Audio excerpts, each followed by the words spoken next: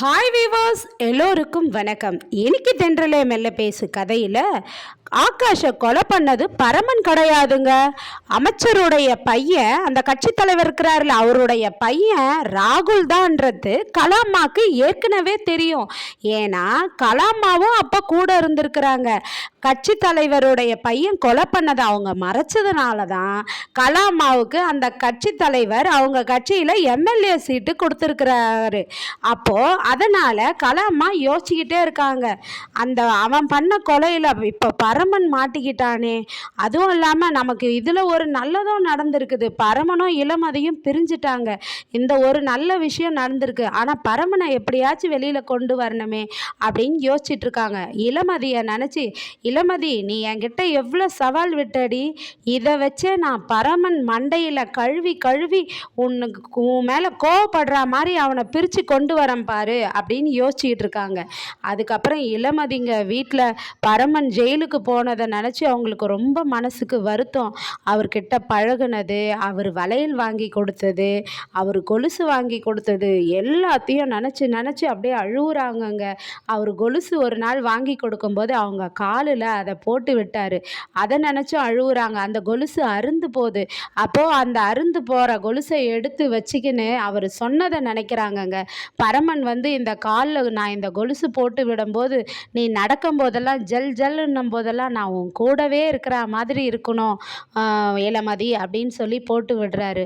உடனே அந்த கொலுசு அருந்து போச்சு. அதை எடுத்துக்கிட்டு இளமதி என்ன பண்ணுறாங்கன்னா ஒரு தட்டான்கிட்ட போகிறாங்க.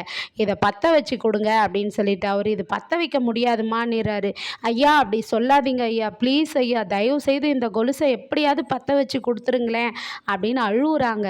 அழாதம்மா உட்காரு, நான் பற்ற வச்சு தரேன்னு சொல்லிட்டு அவரும் பற்ற வச்சு கொடுத்துட்றாரு. அதுக்கப்புறமா கோயில் வாசலில் கமலாம்மா உக்காந்துக்கிட்டு யோசிச்சுட்டு இருக்காங்க. அவங்களுக்குள்ளவே பேசிக்கிட்டு இருக்காங்க. என்னன்னா, எனக்கு ஏன் இந்த நேரத்தில் போய் கண்ணு வரணும், பாவம் இளமதியும் பரமனும் எவ்வளோ ஆசாசியாக பழகுனாங்க, அவங்க நல்லா வாழ்ந்துருப்பாங்க, நான் போயிட்டு இது மாதிரி இவன்தான் கொலைகாரன்னு சொல்லிட்டேனே அப்படின்றாங்க. அந்த நேரம் பார்த்து கமலாம்மாவை பார்க்க கோயிலுக்கு கைப்புள்ளையும் பட்டாசும் தேடிட்டு வராங்க. அப்போ கைப்புள்ள சொல்கிறாரு, அம்மா நீங்கள் நல்லா சொல்லுங்கம்மா, கொலை பண்ணது பரமன் தானா, நீங்கள் நல்லா பார்த்தீங்களா, பரமன் கொலைலாம் பண்ணலைன்னு சொல்கிறாப்பலம்மா, திருடனாக தான் நான் துரத்திக்கிட்டு ஓடினேன், ஆகாஷ் யாருன்னே எனக்கு தெரியாதுன்னு சொல்கிறாருமா, பரமன் ரொம்ப நல்லவம்மா, சொல்லுங்கம்மா அப்படின்னு சொல்லிட்டு சொல்கிறாங்க. அப்போ இல்லைப்பா, நான் பார்க்கும்போது அந்த ஆகாஷ் செத்து கிடந்தான், அப்போது பரமன் துப்பாக்கியோட ஓடினார், அப்போ நான் பரமன் தானே கொலை பண்ணாருன்னு சொல்ல முடியும், அவர் இல்லை நான் சொல்ல முடியும், நீங்களே சொல்லுங்கப்பா அந்த சூழ்நிலையில் அப்படின்றாங்க. இல்லைம்மா, பரமன் அவர் கொலை பண்ணலைன்னே சொல்கிறாரு, ஏதோ சதி நடந்திருக்குதுமா, அம்மா நீங்கள் பரமனை இப்போ கூட பார்க்குறீங்களா, பரமன் உங்களை தப்பாக நினைக்க மாட்டாங்க, வாங்கம்மா அப்படின்னு சொல்லிட்டு கூப்பிடுறாங்க. இல்லைப்பா நான் வரலப்பா, நான் போகிறேன், அவங்க லவ் பண்ணது உண்மையாக இருந்தால் அந்த கடவுள் சேர்த்து வைக்கட்டோம்ப்பா அப்படின்னு சொல்லிட்டு போயிடுறாங்க. அதுக்கப்புறம் கமலாம்மா பரமனை பார்க்கறதுக்காக ஜெயிலுக்கு போகிறாங்க. ஜெயிலுக்கு போயிட்டு என்ன பண்ணுறாங்கன்னா, பரமா அப்படின்றாங்க, அம்மா நீங்கள் எதுக்குமா வந்தீங்க, நீங்கள் எதுக்குமா இங்கே வந்தீங்கன்னு கேட்குறாரு பரமன்.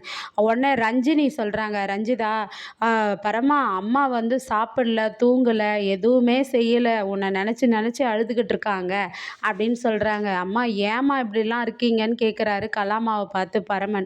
அதுக்கு கலாமா சொல்கிறாங்க, எப்படி பரமா நான் நிம்மதியாக இருக்க முடியும், எனக்குன்னு இருக்கிற ஆள் நீ தானே, உன்னை விட்டுட்டு எப்படி இருக்கிறது, அந்த இளமதிக்கு பாரு, உன்னை நீங்கள் தான் கொலை பண்ணேன்னு நம்பிட்டா, நான் ஒன்றா அவகிட்ட போய் பேசட்டா அப்படின்றாங்க. வேண்டாம்மா, நீ அவகிட்ட பேச வேண்டாம்மா, அவள் என்னை நான் லவ் பண்ணுற மாதிரி நடிச்சேன்னு சொன்னா, நான் என்னை கொலைக்காரன்னு சொன்னா, அன்றைக்கே என் மனசு காயப்பட்டுடுச்சு அப்படின்றாரு. இல்லை பரமா, நான் போய் பேசி தானே ஆகணும், நீ வேண்டான்னு சொன்னாலும். கலாமா உடனே சும்மா என்ன சொல்கிறாங்க, நான் தான் இந்த கொலை பண்ணேன், போலீஸ் என்னை அரெஸ்ட் பண்ணுங்கன்றாங்க. அம்மா நீங்கள் இது மாதிரிலாம் சொல்லாதீங்கம்மான்னு சொல்லிட்டு பேசிகிட்டு இருக்காங்க. நாளைக்கு இன்னும் என்ன நல்லா நடக்குதுன்னு பார்ப்போம். நன்றி, பாய்.